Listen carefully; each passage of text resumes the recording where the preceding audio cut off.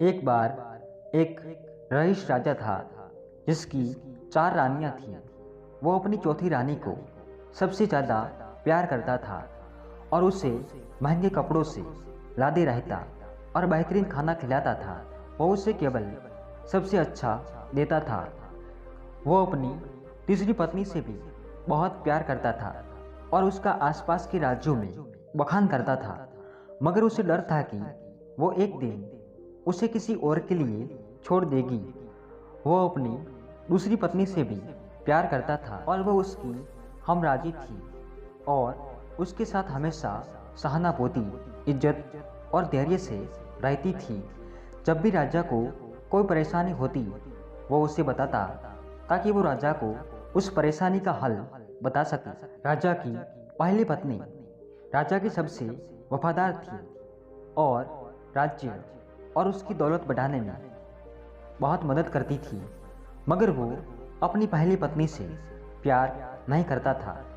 एक बार राजा बीमार पड़ गया और उसे समझ आ गया कि उसके पास समय कम है, इसलिए उसने अपनी चौथी पत्नी से पूछा कि मैंने सबसे ज़्यादा प्यार तुमसे किया है और तुम्हें सबसे बेहतरीन चीज़ों से नवाजा है और तुम्हारा सबसे ज़्यादा ध्यान रखा है।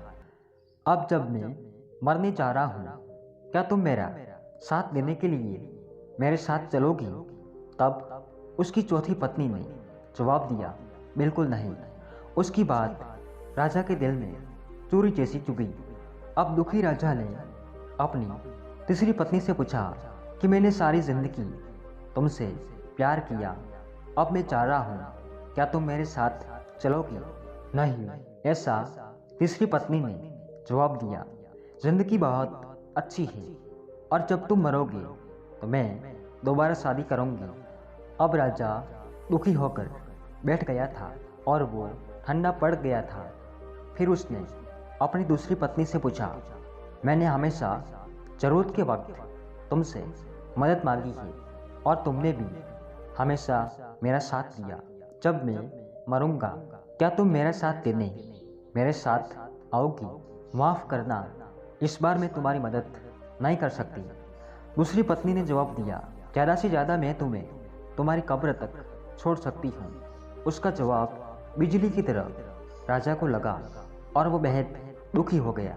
तभी एक आवाज़ आई, मैं आपके साथ चलूँगी और जहाँ आप जाएंगे वहाँ चलूँगी। राजा ने नज़र घुमाई तो उसकी पहली पत्नी खड़ी थी। वो बेहद कमज़ोर थी क्योंकि वो खाती नहीं थी।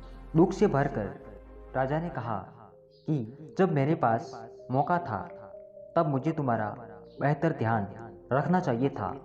दोस्तों, इस कहानी से हमें ये सीखने को मिलता है कि हमारी चौथी पत्नी हमारा शरीर है। हम चाहे इसे सजाने तजाने में कितना भी दिल लगाए, मृत्यु के समय यह हमें छोड़ जाएगा। हमारी तीसरी पत्नी हमारी संपत्ति, दर्जा और दौलत है। जब हम मरते हैं ये औरों को मिल जाती है। हमारी दूसरी पत्नी हमारा परिवार और समीगण है। चाहे वो कितना ही हमारे साथ हो, ज़्यादा से ज़्यादा वो हमारे साथ शमशान तक आ जाएंगे, पर उससे आगे नहीं। हमारी पहली पत्नी हमारी आत्मा है जो अक्सर दौलत, ताकत और अहंकार के चलते बेध्यान हो जाती है, मगर हमारी आत्मा ही एक ऐसी है जो जहाँ हम जाएंगे वहाँ तक जाएगी। इसलिए इसे उपजाए, ताकतवर बनाए और इसका आज से ही ध्यान रखिए। भाई, दुनिया को आपका सबसे बड़ा तोहफा है।